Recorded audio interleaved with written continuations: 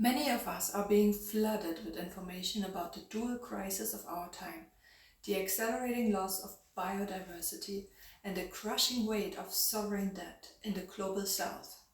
It's hard not to feel like these are two separate, unsurmountable mountains. One is ecological, the other one is financial. And also that they're moving towards a collision. So instead of adding to the noise of climate doom, I thought I'd look at a specific financial lever that is trying to solve both issues at once. So in this video, I want to focus on the debt for nature swap. It's a mechanism that has been around for decades, but it is suddenly evolving into something much more powerful and also controversial.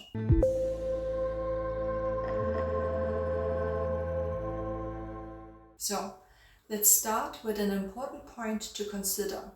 About 88% of the world's most endangered ecosystems lie within nations that are in significant debt distress. There are actually some clear advantages to using financial tools to protect these areas, but it also forces us to ask whether we should be treating nature as a financial asset. What really matters here is the actual swap itself. The key dynamic is refinancing. Imagine a country owes $1 billion in high interest debt. Because the country is struggling, the market thinks they might default. So that debt trades at a discount, say 60 cents on the dollar. A group of creditors or a bank buys the debt for $600 million.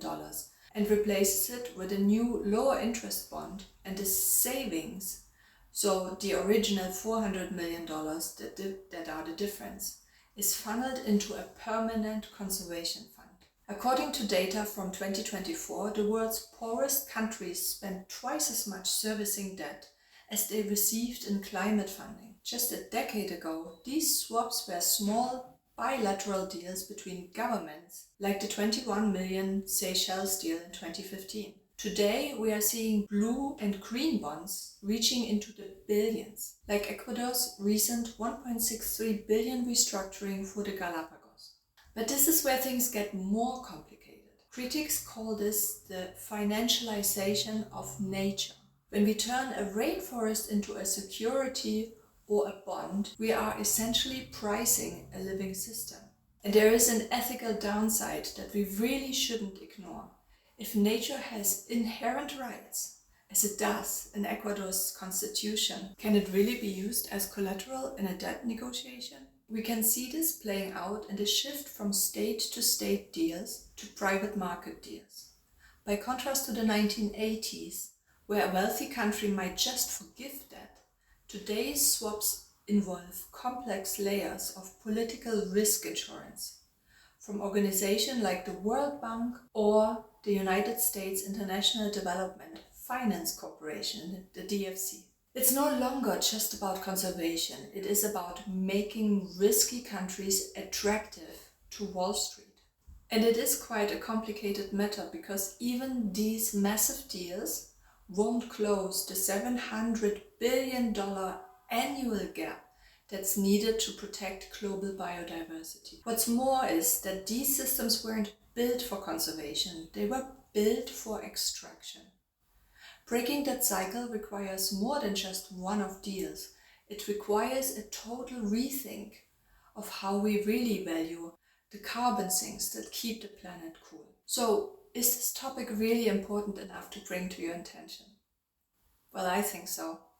This matters because debt for nature swaps are one of the few tools we have to address the climate debt trap.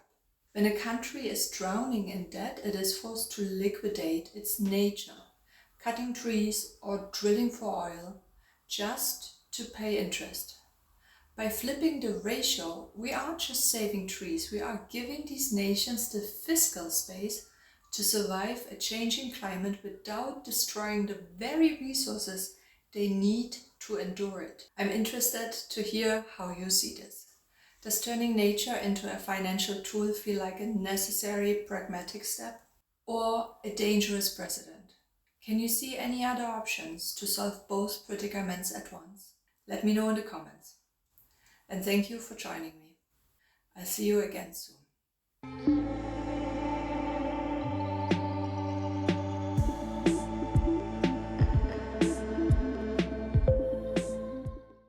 so that debt trades as a dis so the